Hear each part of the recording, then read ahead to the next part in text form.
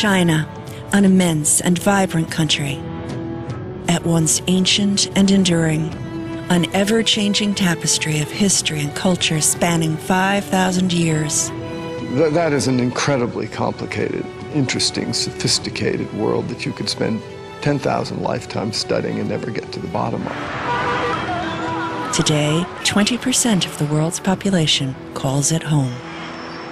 China enjoys the third largest economy in the world and is poised to soon place second. You know very well how important China is and how essential it is that we have a positive, cooperative relationship.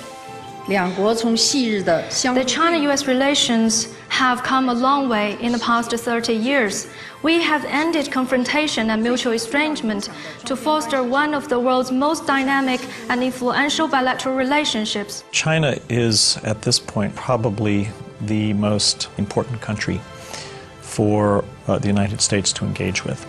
Today, in our own current economic crisis, it's pretty clear that, in fact, we have to partner with China. U.S. trade with China in this century has skyrocketed, and our future business leaders will need to be prepared. In order to compete in a global market, you need workers to understand not only language, but also the custom and tradition, the history of that country. Becoming globally competent is not only appreciating other people's good food, it's about learning to ask questions that will inform us about the world's problems and about how we can work together to solve them.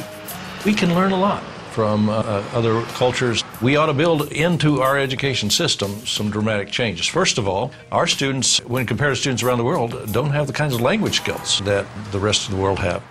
We've become somewhat complacent about our need to understand other languages. But in fact, there are more people in the world who speak Mandarin Chinese than speak English. Chinese is an official language of the United Nations and is the most widely spoken first language in the world. Yet, only 4% of total enrollment in foreign language programs in the U.S. is in Chinese. Studying a language does something magical. It opens the mind, and it allows them to understand and embrace differences. If you just stay, English, then you're sort of confining yourself in your character. But if you learn a whole nother language, then you won't feed into stereotypes, and you'll be able to understand what is going on outside, your country, outside your world. As a policymaker, we should move our entire educational system to multiple languages in the early grades, starting in preschool and kindergarten. 我是温氏正明. My name is Karsten. And one day, if I want to be if I want to go work in China, I can translate with the people and understand what they're saying. A Chinese language program can create a multitude of opportunities for all young people, regardless of zip code or test scores.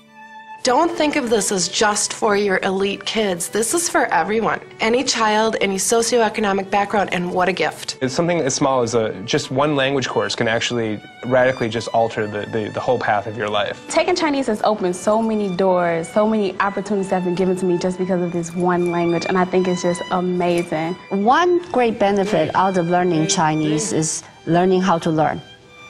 And if you get that, it transfers to every discipline.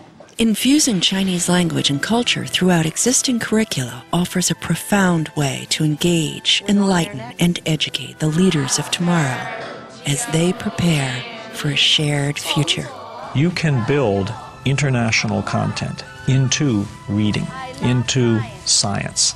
If we get more of our young people thinking broadly about their role in the world, then we will have moved this country forward in a big way. Students today really need to know the world. And that kind of understanding, I think, brings not only prosperity to the world, but also peace to the world.